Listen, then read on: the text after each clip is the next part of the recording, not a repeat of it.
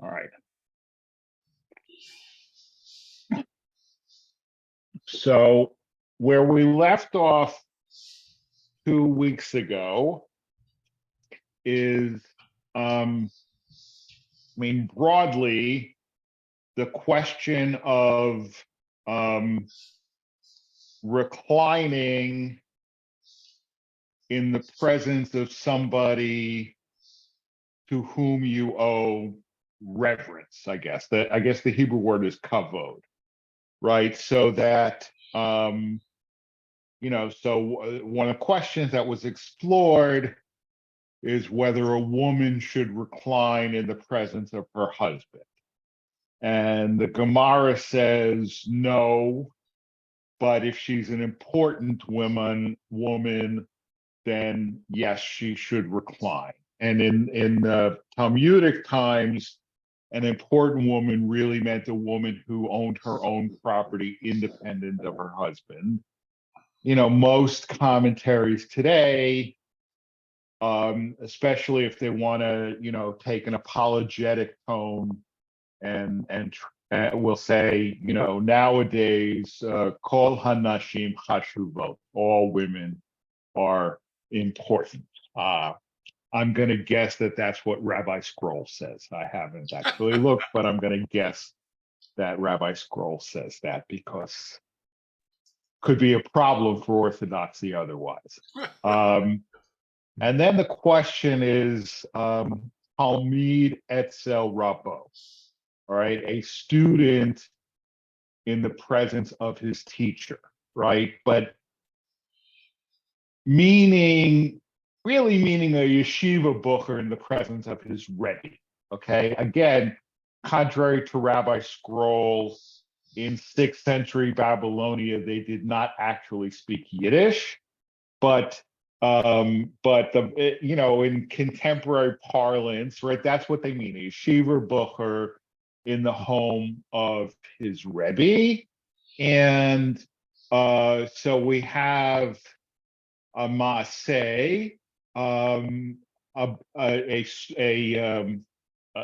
something that happened, that Abaya said that when they were in Rabba's house, they leaned on each other's knees, okay? Because the house was so tiny that they leaned or they reclined on each other's knees, which I'm going to assume, since by reclining they meant, really sort of on your side, not, leaning over on a pillow, but really like you see in the movies about, the Roman Empire or something like that they probably had, 3 guys sitting next to each other, and then one guy across the knees of the other 3 people, and then they probably switched off.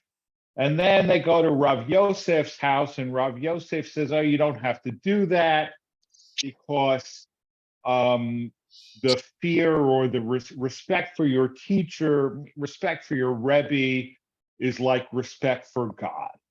Okay, so a yeshiva bucher does not have to recline in his Rebbe's house. Okay, and that's where we left off 2 weeks ago. And now the Gemara picks up with a statement from a Baraita, right? Im hakol adam may save va'afilu talmid etzel rabbo. We have a statement from a Baraita. A person must recline in anybody's presence, even a student in the presence of his teacher, right? So that's a problem, because Rav Yosef said, right, no, you don't have to. If you are a student in the presence of your teacher, you don't recline.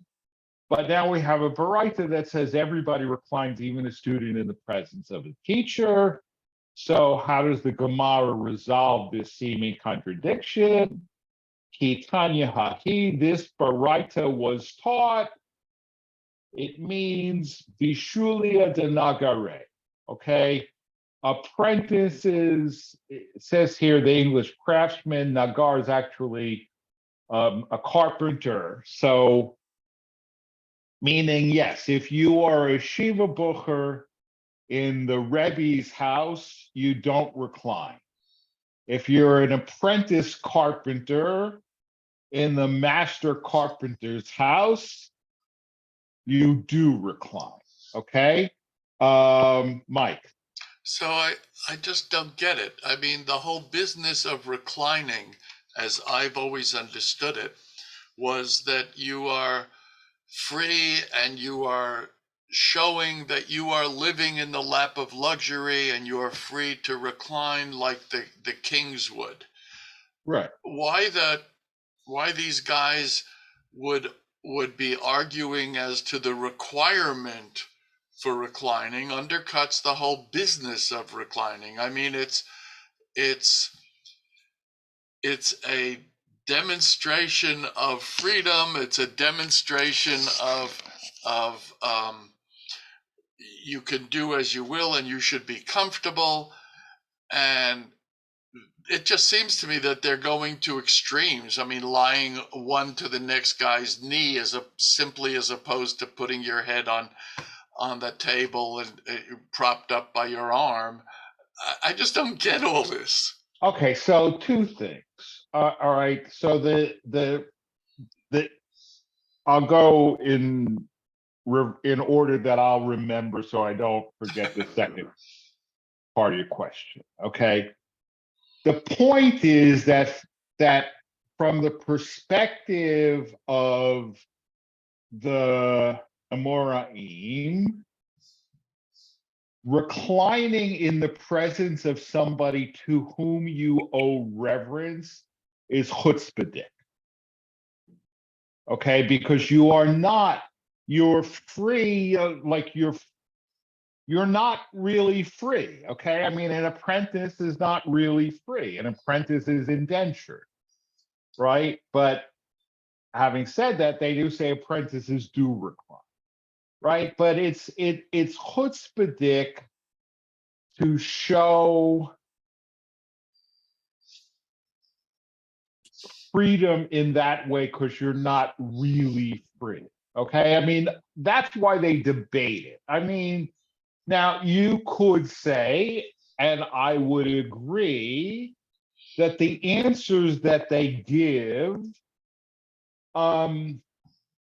reflect a social hierarchy with rabbis at the top of the social hierarchy created by rabbis.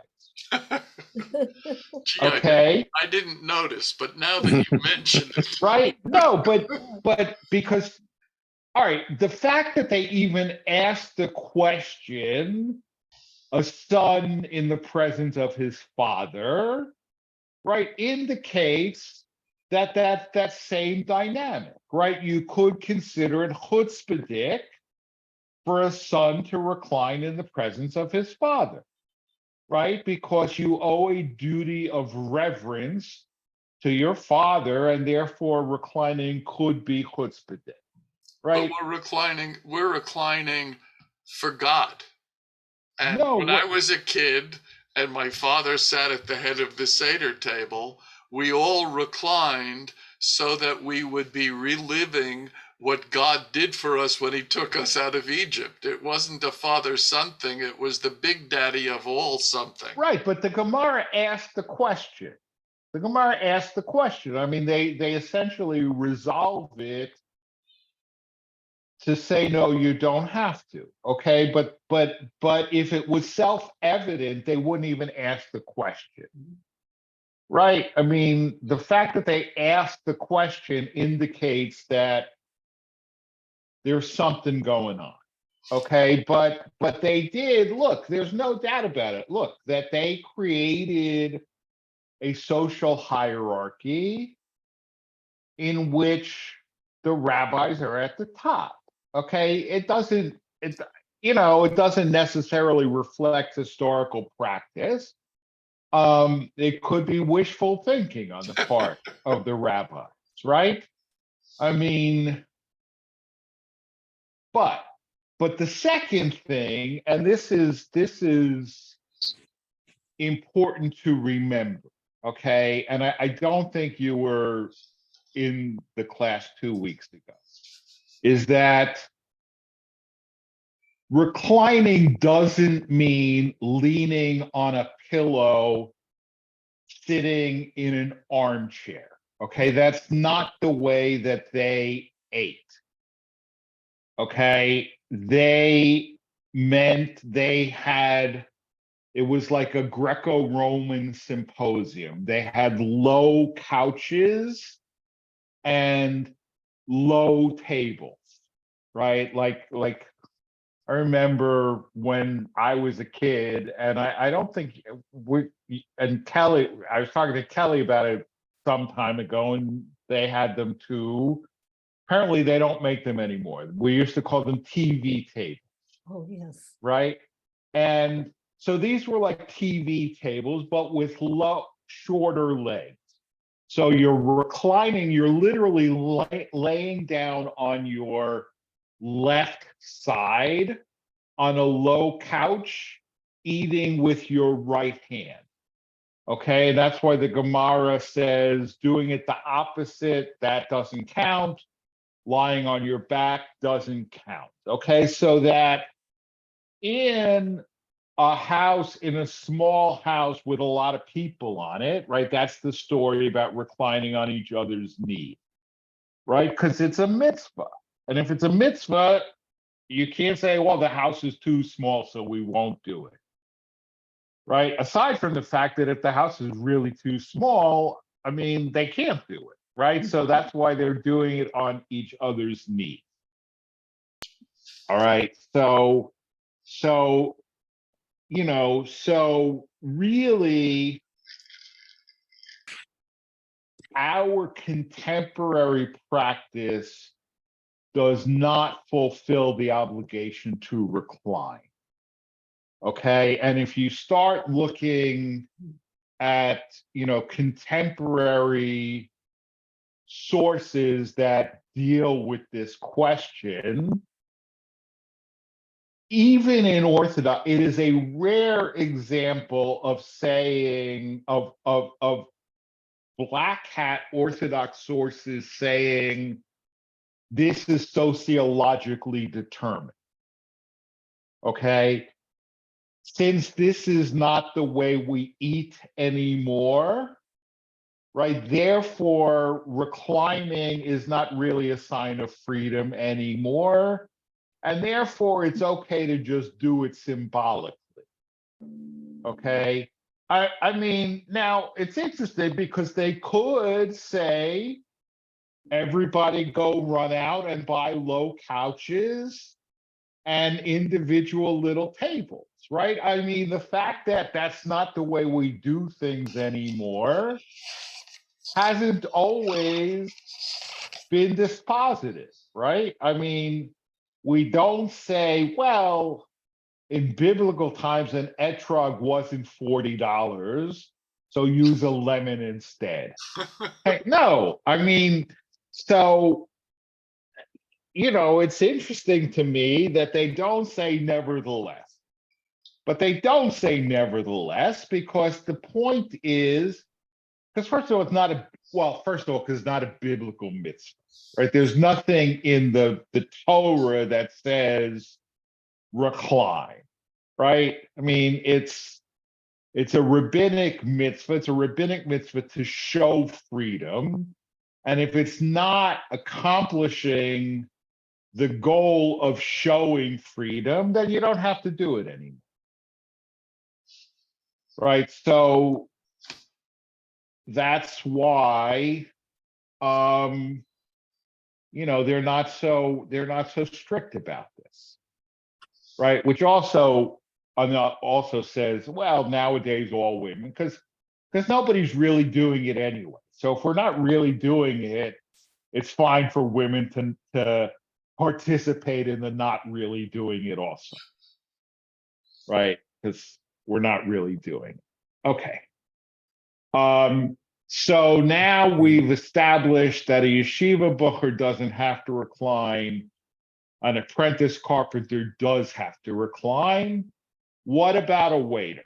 All right. Abai laho shamashmai.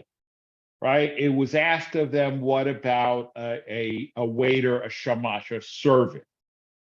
Okay. Tashma, come in here. Rabbi Yoshua ben Levi said, Hashamash she'achal kazayit matzah shehu mesev yatsa. A waiter, a servant who ate an olive's bulk of matzah while he is reclining has fulfilled his obligation, right? Mesev in la mesev la.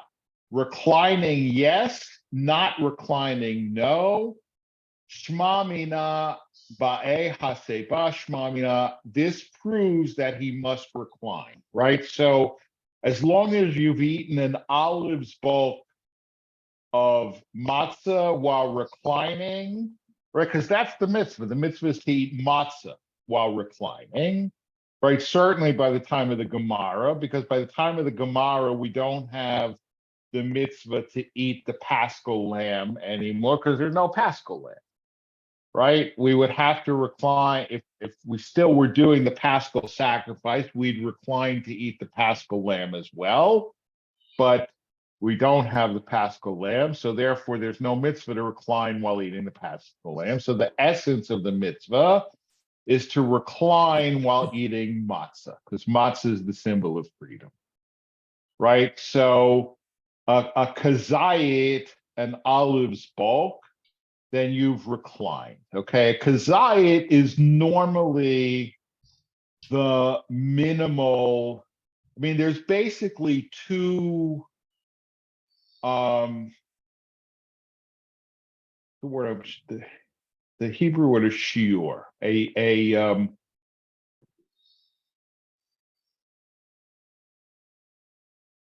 amount. Okay, so in other words, what is considered eating, all right, or consumption? There's two different. Sometimes it's a kazayit, right, an olive's bulk. Sometimes it's a kabetza, an egg's bulk. Okay, and normally, actually, for matzah, we say a kabetza, an egg's bulk. Okay, now of course you look in the Art Scroll guides, a massive amount of matzah, and then they say, well, eggs back then were bigger. Okay, or olives back then were bigger. Okay, but like, for example, you're not allowed to eat on Yom Kippur, right? How do you define what is the amount of eating for which you have incurred punishment? Okay, and it is a kazayit. Okay, so that if you have to take medicine, right? I mean, a pill is normally not a kazayit, right? So you're not, aside from pikuach nefesh and all of that, and it's not really, but so, assume that taking a pill is considered eating, right? Pill's not a kazayit, right? So you're not, if the temple stood, you wouldn't have to bring a sacrifice, a guilt offering for having eaten on Yom Kippur if you took a pill, because it's not a kazayit, right? So here they're saying, if you're a servant, right, you have to eat a kazayit of matzah while reclining, and if you've eaten at least a kazayit of matzah while reclining, you've fulfilled your obligation, right? Paradoxically, this proves that a servant has the obligation, right? Even if, like, the minimal fulfillment is just a kazayit, you wouldn't have a minimal fulfillment of an obligation that doesn't exist, right? So this is, to me, I mean, this is kind of elegant solution, right? Because we don't want to say that a servant is not a free person, so need not recline, right? Because the word is shamash, it's not eved, right? It's shamash, right? It's the same like for the thing that we use on Hanukkah to light the other candles, the shamash, right? Or shuls used to have a shamash, right? So, but if you have to eat your whole meal while reclining, who's going to serve the dinner, right? So yes, you have to recline, but we'll say just a kazayit, and that way you fulfill the obligation, but you can still work on Pesach and serve the dinner. Okay. Any questions or comments on this? Yeah, just in general. Yeah. So let's say you had a Seder with all these different personalities at it, kind of like the Star Wars bar, right? Mm-hmm. Who has an obligation to recline in the presence of whom? I mean, does you know what I mean? Yeah, I understand your. Well, yeah. Look, as long as we understand that the rabbi is at the top of the hierarchy, right, then everything else goes, right? So, okay, everybody has to recline. Okay, I mean, in the presence of the rabbi, because there's a rabbi present. No, the only people. Right. No, I get your question. Yeah. Okay. Now they're not talking, look, the institution of a pulpit rabbi did not exist in the time of the Gemara. Mm-hmm. Okay. I mean, I'm your rabbi, but I'm not your rebbe. Okay. Right. I mean, so the only person who would not recline in my presence would be somebody for whom I was, the current term is Rav Muvhak, meaning your Rebbe, okay? Like, so if it was somebody, all right, like I can think of one guy who's a rabbi who for sure would not be a rabbi but for my influence. Okay? So one could make the argument that if he was at my Seder, he should not recline. Okay? But it would have to be him at my Seder and not me at his Seder. Okay, because it says Talmud Etzel Rabo. Etzel means, it's one of those Hebrew words that you can't really translate, right? It's like the yeshivish or the English by, right? Like I had Shabbos dinner by the lusted, right? Right. Etzel means by, okay? So in a congregational Seder, I would say everybody has to recline, okay? Because they're not talking about pulpit rabbis. I mean, they're talking really about rabbis who are either, well, if it's Mishnah, we're talking really rabbis who are members of the Sanhedrin. Okay, by the time of the Gemara, there's no Sanhedrin anymore, but these are Rashi Yeshiva. These are heads of yeshivas. Okay, so I would say that everybody reclines. Okay, even women. Okay. All right. All right, now let's go on. 14, Va'amar Rabbi Yeshua ben Levi said, Nashim hayavot ba'arba kosot halalu.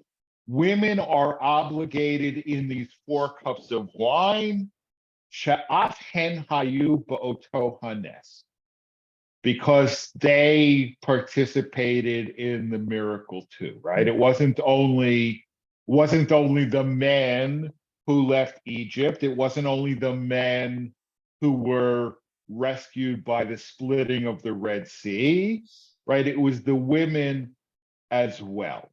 Okay, so women have to have 4 cups of wine as well. Okay. Any comments or questions or thoughts on this?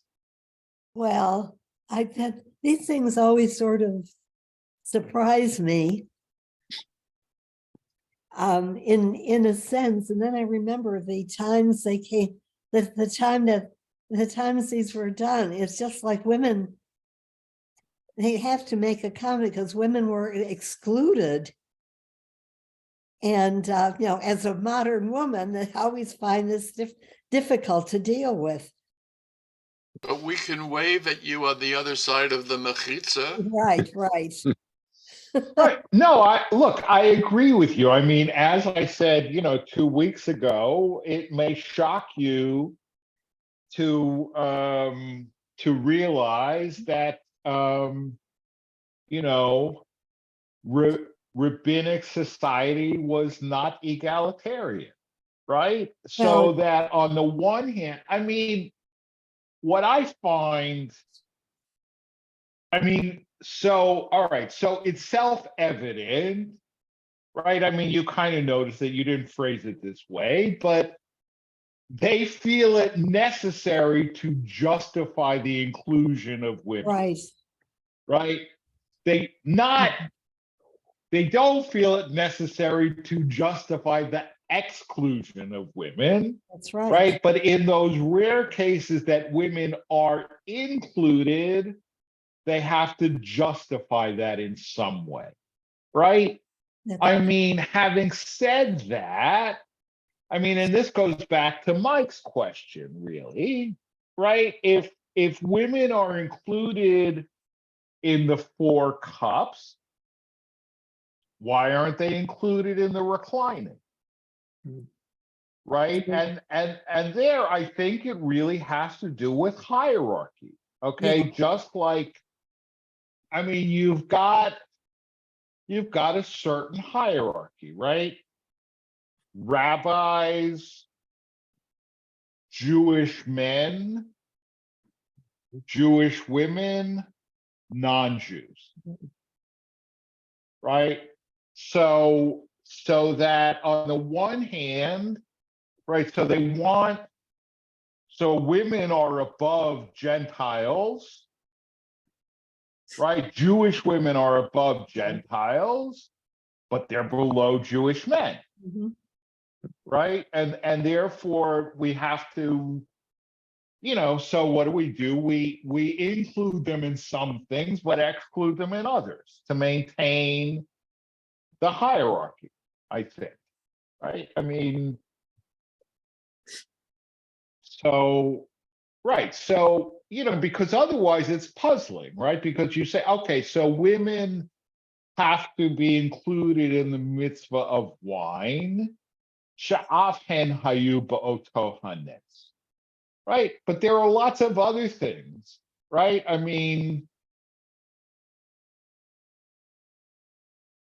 Women are included in lots of things, right? Women, and generally, and this is why it's somewhat puzzling, right? Women are excluded from the mitzvah of hearing the Megillah.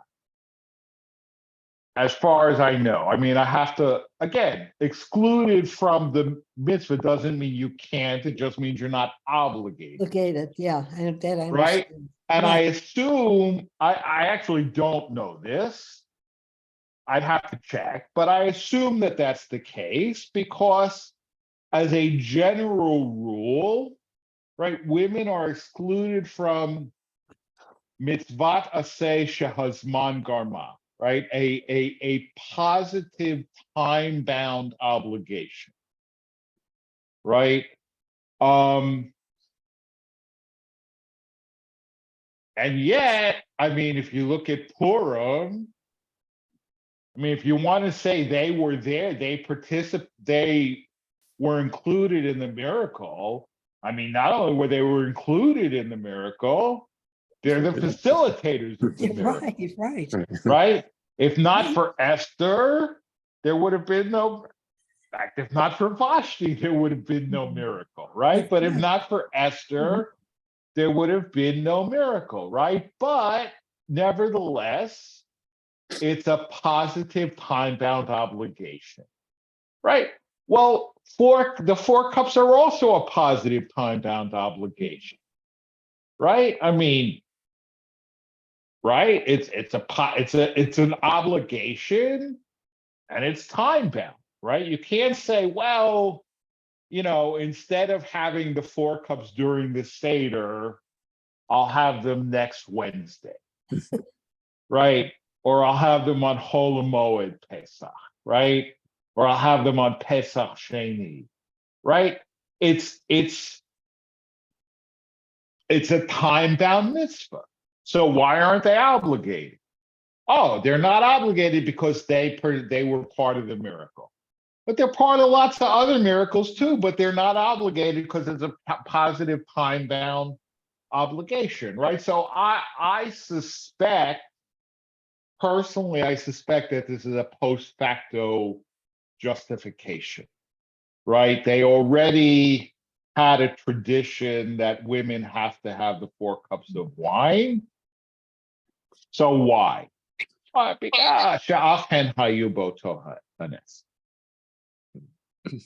I suspect. I don't know that for a fact. Yeah, Mike. I'm just curious, Rabbi, when in conservative rabbi school, do they say they or do they say we? Do they blow through this as a historical thing for what it's worth? Or how do they get past that? Well, look, I mean, as a general rule,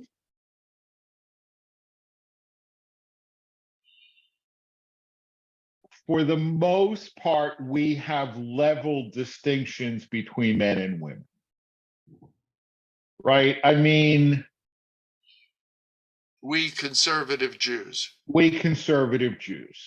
Right? As a general rule. Now, I mean, there are specific exceptions, specific narrow exceptions that might be made for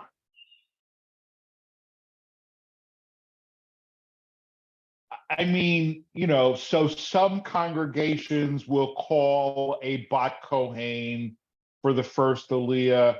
Some congregations will not. Right? Some congregations allow women to benot kohen to duchen. Some do not. Okay.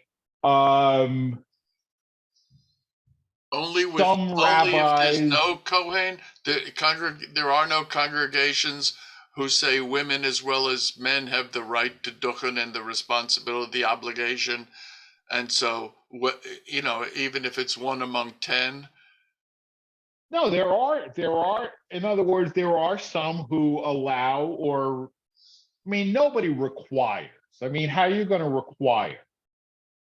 Right? I mean, when Kim was interviewing with us, she said she undertook all obligations, right, with no regard to gender.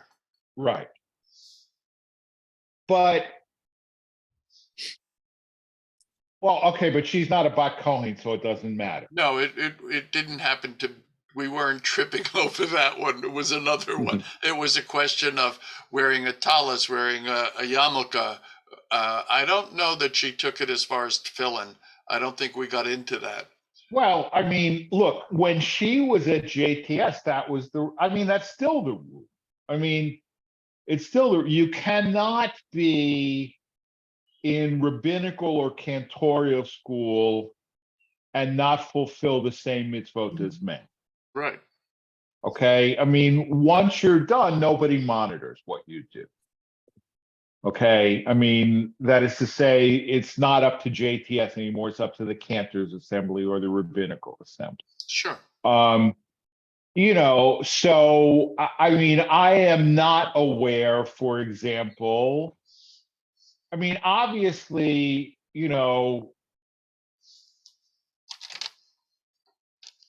a female baby on her 8th day doesn't have a Brit Milah, right? However, look, I'm sure that there are some conservative rabbis who would say that the baby naming should be on the 8th day, just like the Brit Milah is on the 8th day. The thing is, now you have a conflict, right? Because the Torah explicitly says that the Brit Milah takes place on the 8th day, even if it's Shabbos, right? I mean, I would not do a baby naming I'm not talking about in the shul, right? But at somebody's house, right? I mean, I wouldn't do a girl's baby naming at somebody's house on Shabbos, right? So, but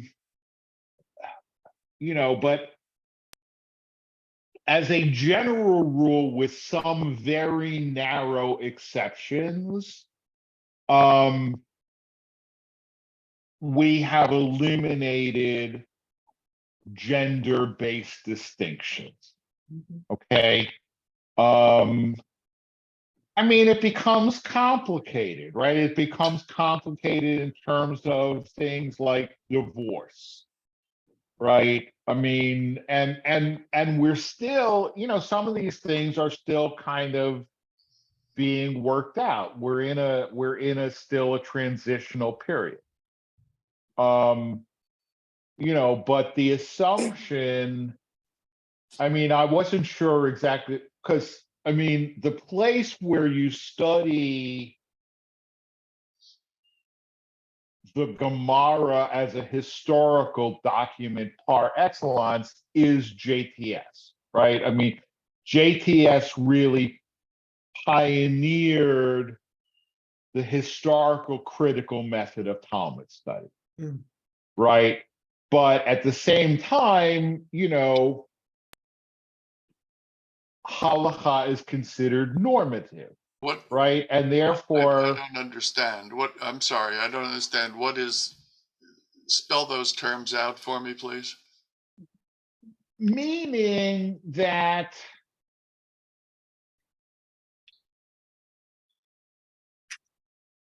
all right, I'll give you an example, okay? The rabbis created a hierarchy with the rabbis at the top, right? No Orthodox rabbi would say that because it's just the way it is. It's not created by the rabbis. It's reflective of the way God wants the world. Okay. Right? I mean, as a quick and dirty example, right? That the Gemara does not necessarily represent the way things were. It represents the way the rabbis would have wanted things to be. I'm sorry, but is that the historical part that you're talking about, Yeah. or the normative part? Yeah, no, that's the historical part. Historical part. Okay. So, I mean, the normative part, look, I mean, and this is a matter of some dispute within conservative Judaism, right? You've heard me say that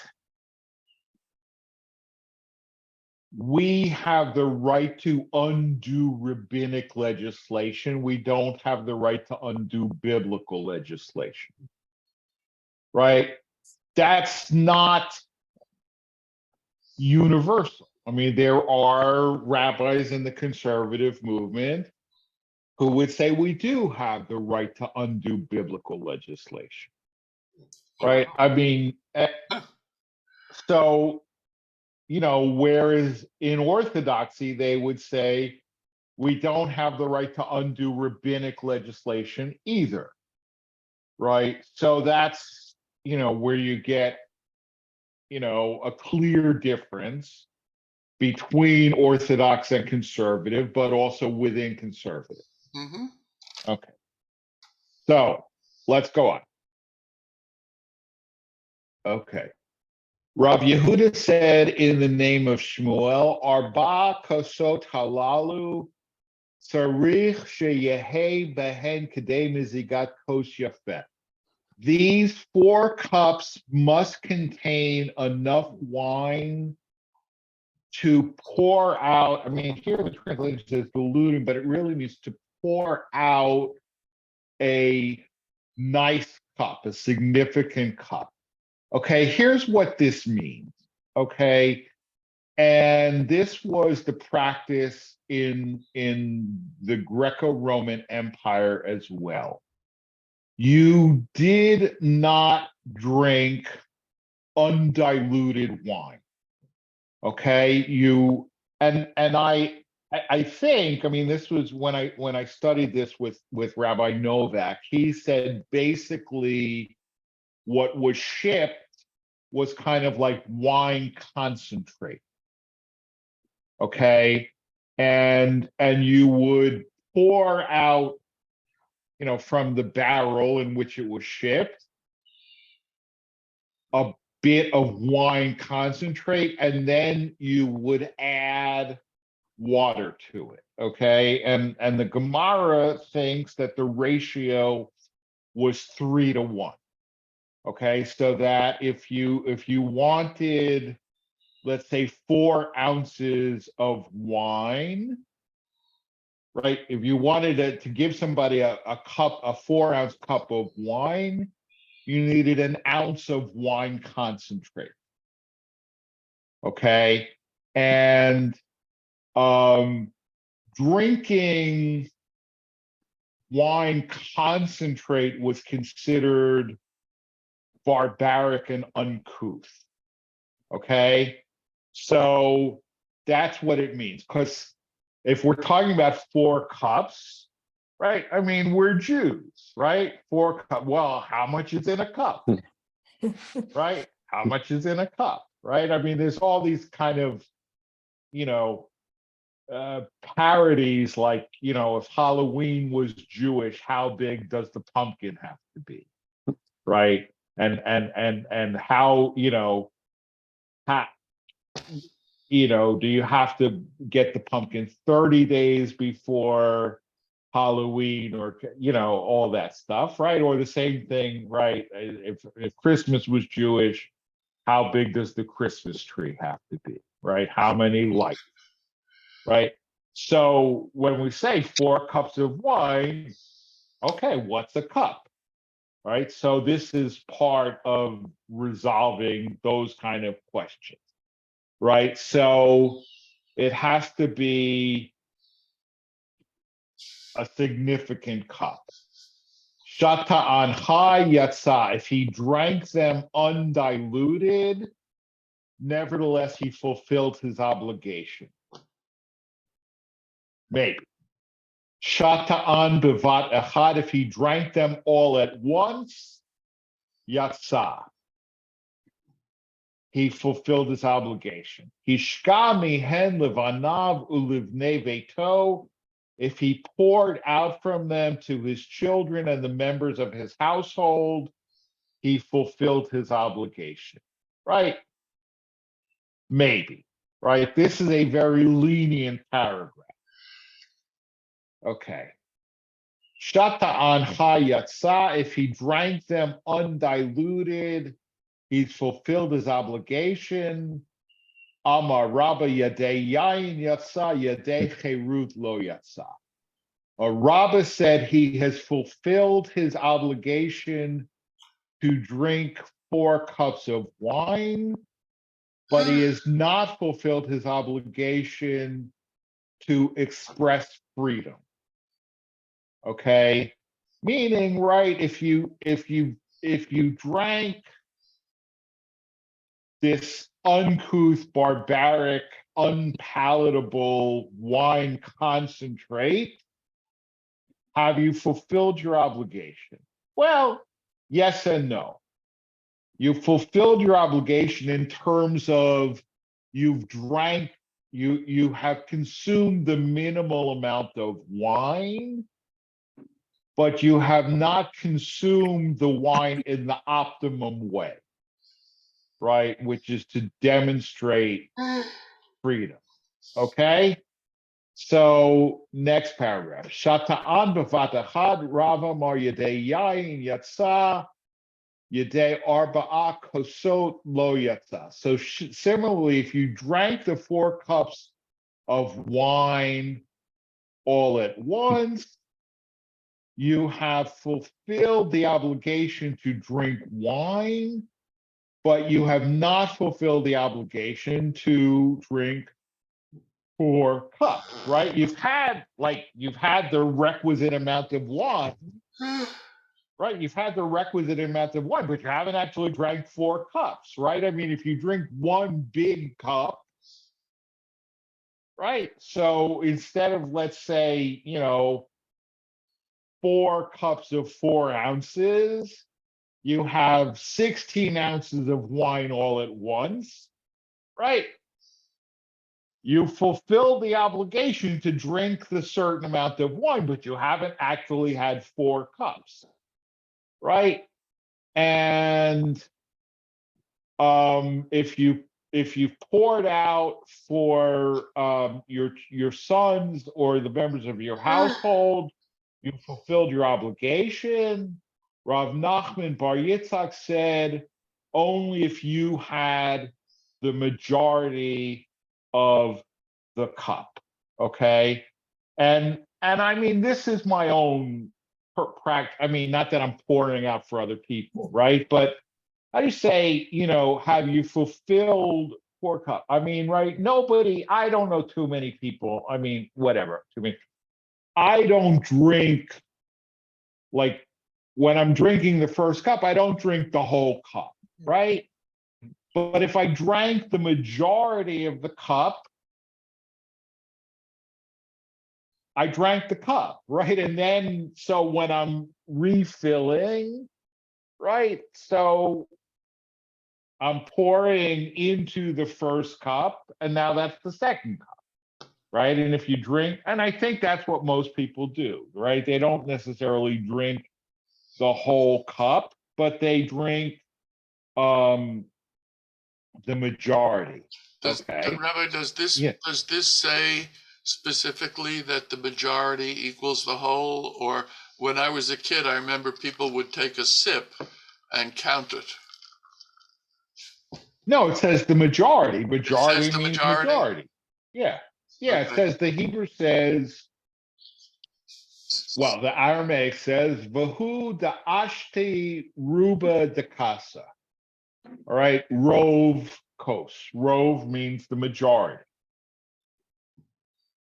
Thank So you. it doesn't mean just a little bit. Now, of course, now you've got the problem that if I'm pouring out wine for people of my household, right, and I'm still drinking the majority of the cup, then the other people that I'm pouring from are not fulfilling their obligation, right? So the answer to that has to be that they're children, right? That they're minors, and the members of my household, I guess, are Gentiles.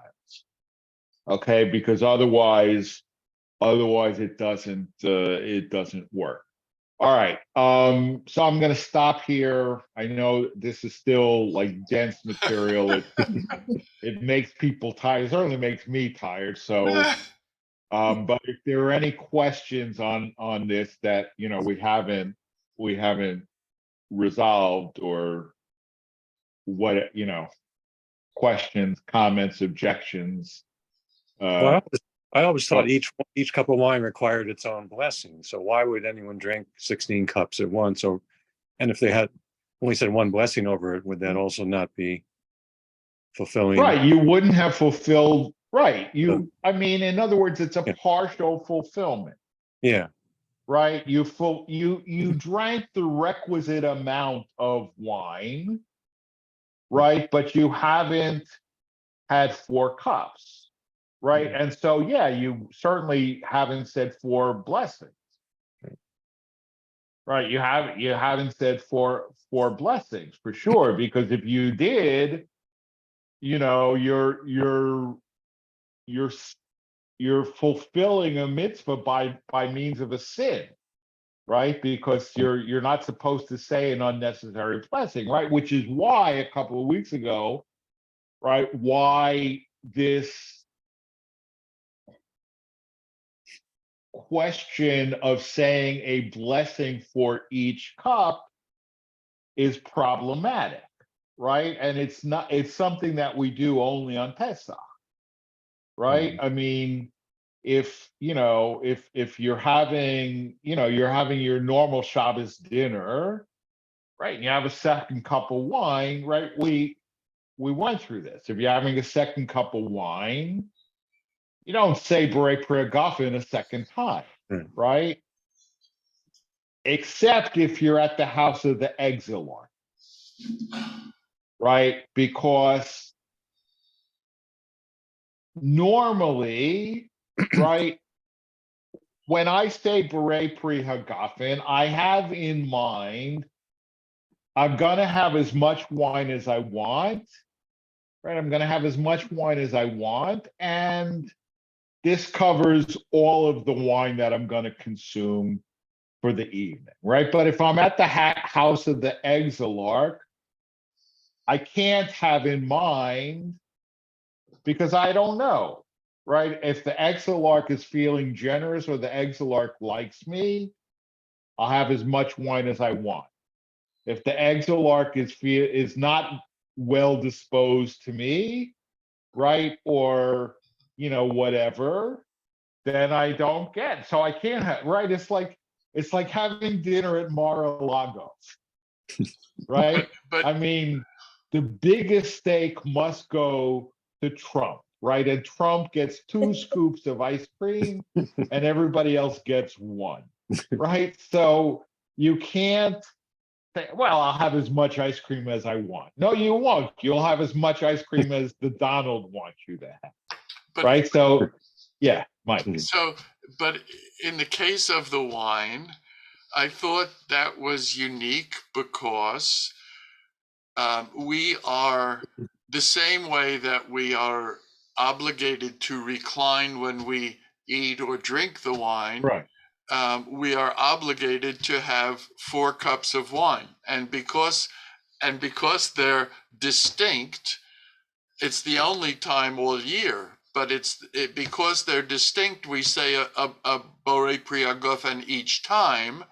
And therefore, I would argue, unless the Gemara tells me not to, that it's enough to put in a sip's worth into the cup you made the bracha on the first time and treat it now as a second cup, so that you're fulfilling the mitzvah while not having to actually drink 4 4-ounce cups of wine. I think in other words, I would argue that it's the mitzvah that's more important, and the mitzvah is to drink 4 cups of wine, which is to be able to say Borei Pri Hagafen 4 times, and so you pour in a little bit more into the glass, and you can do it. Right, except that, I mean, there's more than one time at the Seder when we have to eat matzah. Sure. Right? We have to eat matzah for Allah Kehilat matzah, and we have to eat matzah for the Hillel sandwich, and we have to eat matzah for the afikomen. But we don't say hamotzi lechem min haaretz each time we eat matzah, let alone Allah Kehilat matzah. Right? So I'm not saying that your argument doesn't make sense. It does make sense, right? But the same argument could be made Sure. that we should say Hamotzi and Al Achilat Matzah 3 times as well. So that's why it's puzzling. I'm just noting that it's puzzling. Mm-hmm. Agreed. That's all. I mean, look, there are a lot of things. There are a lot of things about the Seder that are puzzling, right? And part of that is on purpose, right? It's a didactic tool. I mean, we didn't get there yet, right? But we do weird things at the Seder to provoke question, Yes, that's Right. right. right? And you know, the history of the Seder. I mean, there was this book that was published years ago that, as far as I know, is out of print. And if you have one, you can sell it for hundreds of dollars. It's called the Polychrome Historic Haggadah. Okay, which shows you the different levels of when material was added to the Haggadah, and the different levels are printed in different colors. Okay, I've never actually seen one. I've only heard about it. You know, but you know, there have been, you know, endless doctoral dissertations written on the history of the Haggadah and the history of the Seder. I mean, it's one of the most, you know, precisely because it is a relatively recent ritual. I mean, it is, you know, I mean, they're still forming it in the time of the Gemara, which is only 1,500 years ago. So, you know, in Jewish times, that's last week. All right.